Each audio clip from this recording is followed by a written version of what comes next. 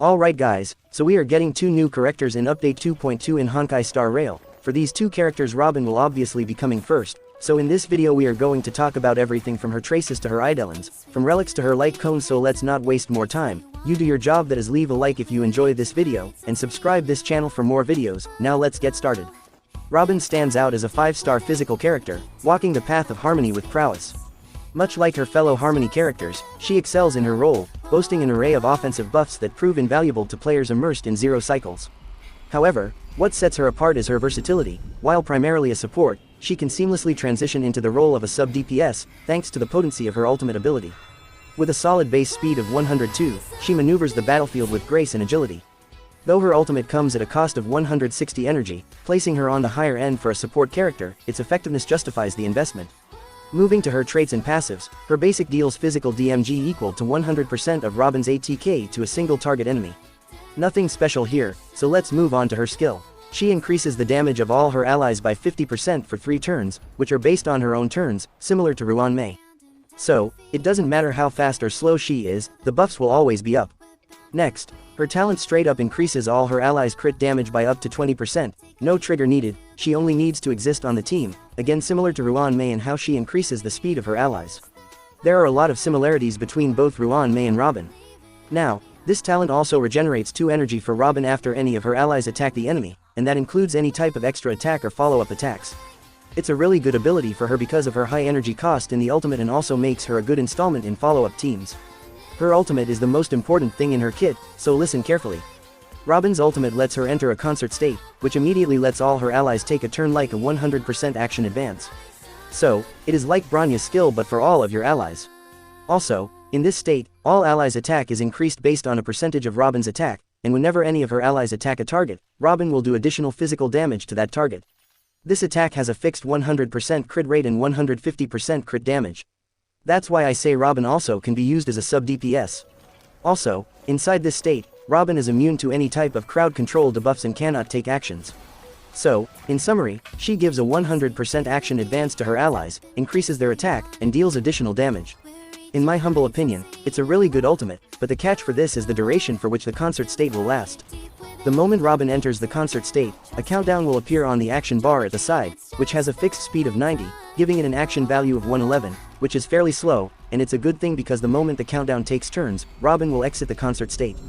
So, in this state, Robin gets the buff for 1 turn, but her speed becomes slow. So, if you can make your other characters really fast, or if other characters can do multiple attacks in this duration, it will be best. That's why follow-up characters are really good with her. Lastly, her technique.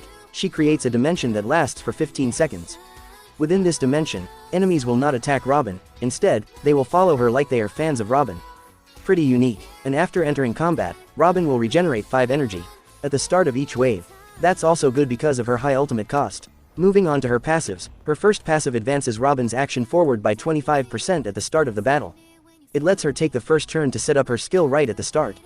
Her second passive gives an extra 25% crit damage to all the follow-up attacks inside her concert state, which makes her even better for follow-up attack teams.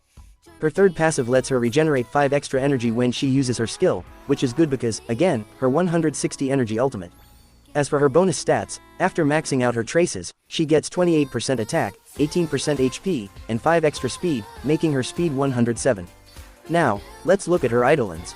E1 increases all her allies' resistance penetration by 24% in her concert state. It's again similar to Ruan May's E1 that gives defense down. It can be a really good Eidolon. E2 just increases all her allies' speed by 16% inside the concert state, which makes them take even more turns before the state ends. More turns mean more damage and also more energy towards Robin's ultimate. It also increases her talent energy regeneration by 1, so with this, she will regenerate 3 energy instead of 2. E4, when using the ultimate, dispels crowd control debuffs from all allies.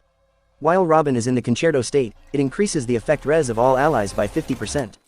Lastly, E6 is a big damage increase for Robin. While the concert state is active, the crit damage of the additional physical damage that Robin does is increased by 450%. This attack has a fixed 100% crit rate and 150% crit damage, but after this, it will be 100% crit rate and 600% crit damage. With this Eidolon, she will become a pseudo-hyper carry. At that point, though, there is a limit to how many attacks she can do. The increased crit damage effect will only trigger up to max 8 hits. After that, the crit damage will return to 150% base. but 8 hits are more than good, in my opinion. Overall, none of her Eidelons are needed. She is very good at E0 also. But if you are a light spender, her E1 is what I would recommend at the most. I think that's a good early Eidolon to get, giving her team up to 24% overall damage increase. If you're watching this video till now, then I can say you are enjoying the video. Then you should also subscribe to this channel. More subscribe and like mean YouTube algorithm will push this video more, and it will help me to grow this channel. For her Lightcoans, obviously her best in slot will be her signature LC. But alternatives like Ruan and Bronya Lightcone are also very good. It doesn't fall behind that much compared to her signature, as the Bronya LC gives 10% her and the extra skill point. But the damage buff for the next ally can be hard to pull off without proper speed tuning. But since Robin wants her so badly, it can be good. For 4-star cones, there will be a free S5 event cone in 2.2 build. That new light cone gives a good amount of attack and damage boost to the wearer. It perfectly matches with Robin's kit. The increased damage is only for one turn, but when you think about it, the concert state from her ultimate only lasts for a single Robin turn, and all the extra attacks are within that one turn. This perfectly synergizes with her kit. Other cones like Meshing Cogs, the 3-star light cone, can be a great option at S5 for energy, and since it's a 3-star, you can easily S5 it. Other cones like Planetary Rendezvous and Dance Dance Dance can be used. For her relics build, only 2 stats that she wants are attack and speed. Speed will help her get her ultimate faster and allow her to generate more skill points for her team. And for attack, she needs a lot of it, at least 4k attack. It increases the amount of attack buff she gives to her allies. Also, the only way to increase her personal damage is higher attack or damage boost, as she has a fixed crit rate and crit damage. So her best set is the Musketeer set. It increases her attack and also gives her a bit of speed. It's perfect for her, and you can get this set from everywhere, so most probably you have some good pieces to work with. Other than this, if you can have a good amount of attack substats, then the Messenger set can also be great for some extra speed to all her allies. Also, a 2-piece mix and match of these 2 sets or Prisoner and Musketeer set also works.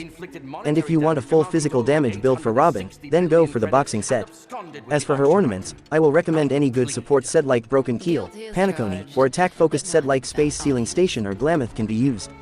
For main stats, you want attack on the body, speed or attack on the boots, attack on the ball, and energy recharge on the tail. You want to make sure you reach at least 4k attack on her, otherwise both her buff and her damage will be less. For substats, go for attack, speed, and survivability stats like HP and defense. Now, lastly, for her teams, Robin can be used in any team just like Ruan may. In any team, she can bring value and make the team more credible. But in my opinion, her best team will be a follow-up team comp with Dr. Ratio, Topaz, and a Veteran, because more attack means more energy for Robin, and with her ultimate, more damage while attacking with the follow-ups. Also, Robin can be a good support for dual DPS teams just like Ruan. Other than this, after looking at Firefly Dreams, I can say she will be a great pair with her. So, that's the full guide of Robin, and at last, I will say if you like the aesthetic and playstyle of Robin, go for her, don't stop yourself. I hope you learned something from this video.